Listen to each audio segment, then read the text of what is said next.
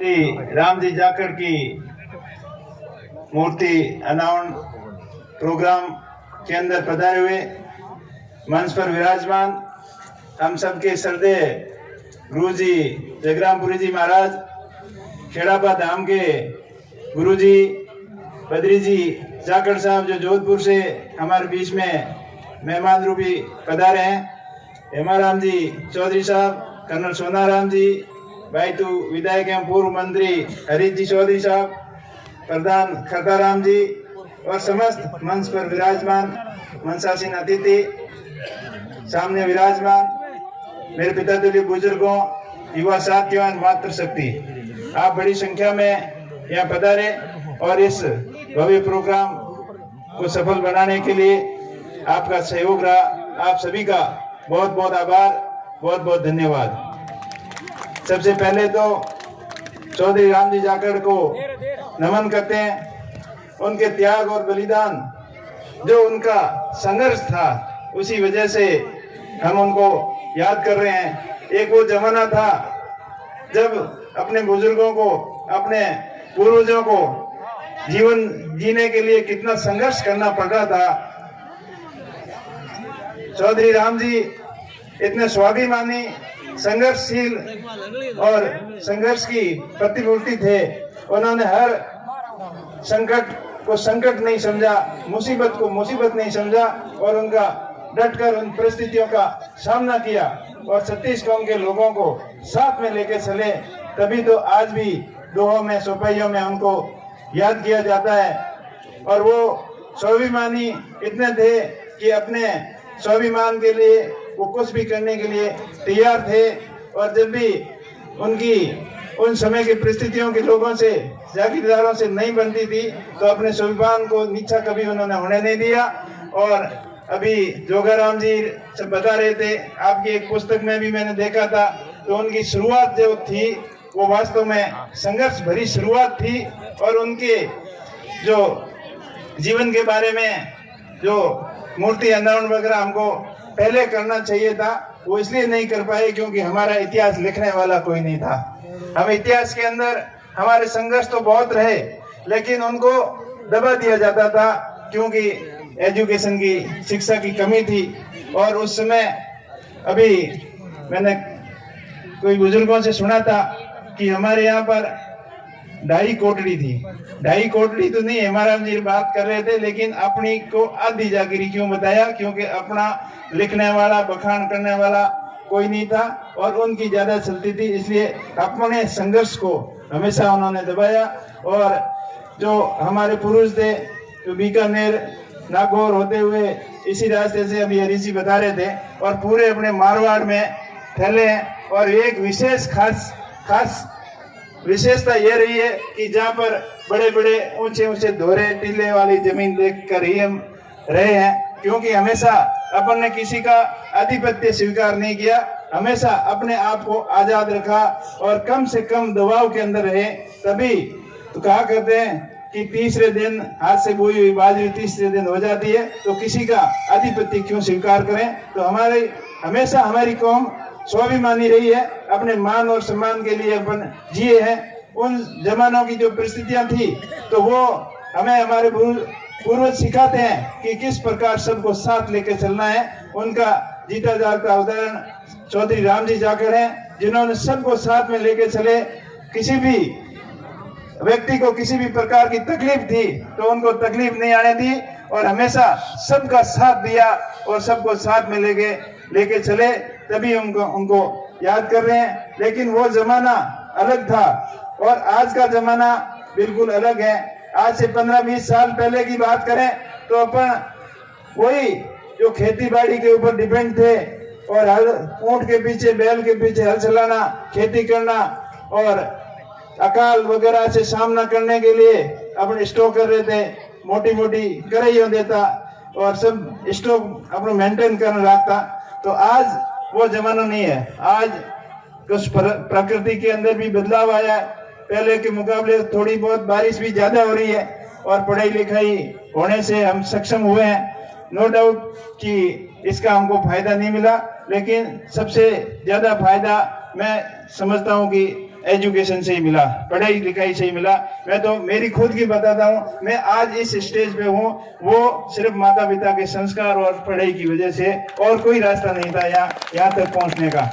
मेरे साथी हैं पीराराम जी, आपके थानेदार, जो 1995 में हम साथ ही बाड़मेर में दिल्ली पुलिस में भर्ती हुए, और उसके बाद में हमेशा सगे भाई जैसा संबंध रहा है, और हमेशा धारासर गांव से गहरा रिश्ता रहा है। हमेशा आप लोगों के बीच में आते जाते रहते हैं, और इस बार पूरे बाड़मेर जिले के लोगों का मेरे ऊपर आशीर्वाद रहा, और आपने एक सामान्य किसान परिवार के बेटे को देश की सबसे बड़ी पंचायत के अंदर उन परिस्थितियों का सामना करते हुए आपने सूझबूझ दिखाते हुए मुझे देश की सबसे बड़ी पंचायत के अंदर आपने भेजा।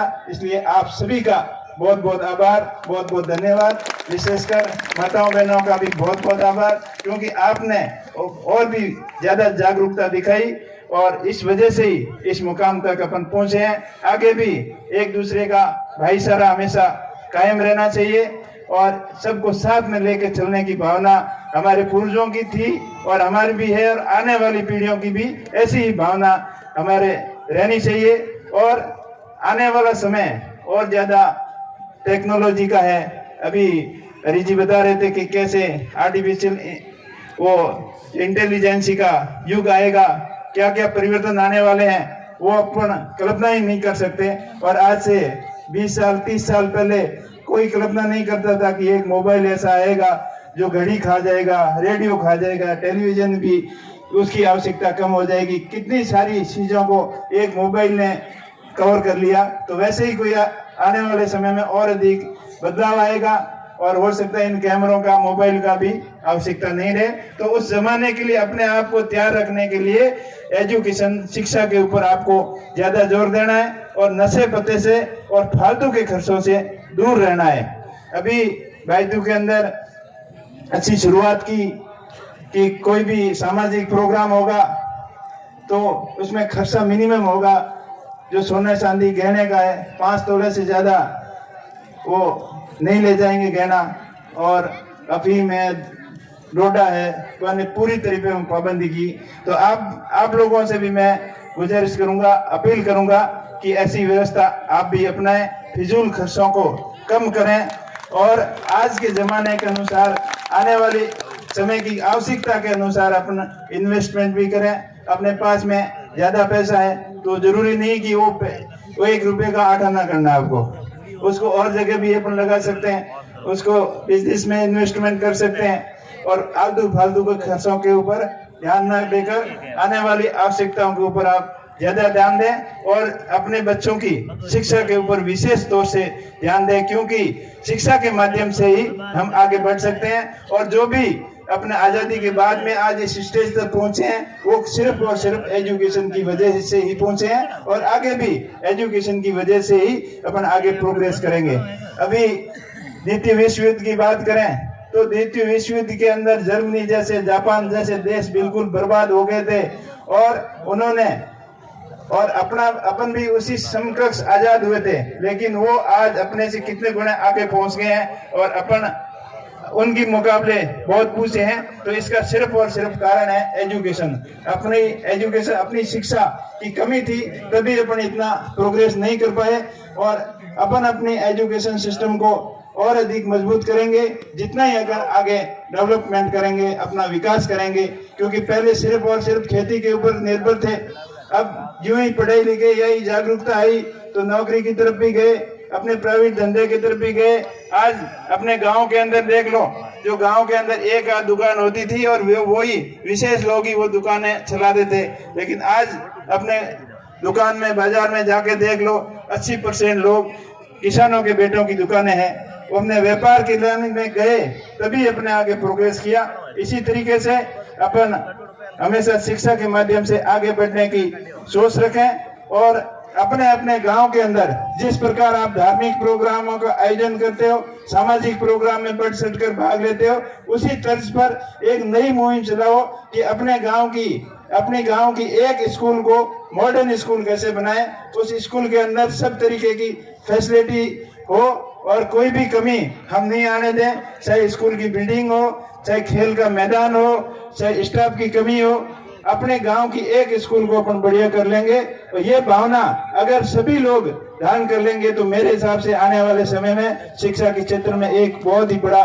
बदलाव आएगा और इस बदलाव के माध्यम से ही हम आगे प्रोग्रेस कर पाएंगे।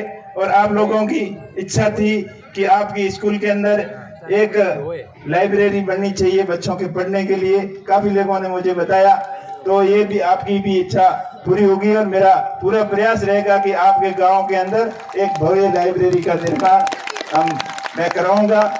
और आपका सहयोग और आपका आशीर्वाद हमेशा ऐसे ही बना रहे और अपने बच्चों को अच्छे से अच्छे संस्कार दें। शिक्षा से ज्यादा संस्कार जरूरी है, क्योंकि जो अपन व्यवहार चाहते हैं कि अपने साथ में अच्छा व्यवहार हो, तो वो व्यवहार कोई दूसरा गलत करे तो कितना बुरा लगता है। तो अपने साथ में जैसा व्यवहार चाहते हो वैसा का वैसा व्यवहार अपने बच्चों को अच्छे संस्कार दें और संस्कार के साथ साथ अच्छी शिक्षा दें, तो मेरे हिसाब से आने वाला समय हम सब के लिए उज्जवल होगा, अच्छा होगा। इन्हीं शुभकामनाओं के साथ में आप सभी का बहुत बहुत धन्यवाद और धन्यवाद समस्त जाखड़ परिवार का कि आपने बाबा की जो मूर्ति लगाई और इसके अंदर सहयोग किया। इस प्रकार की मूर्ति और इस प्रकार के प्रोग्रामों से हमें आगे बढ़ने की प्रेरणा मिलती है।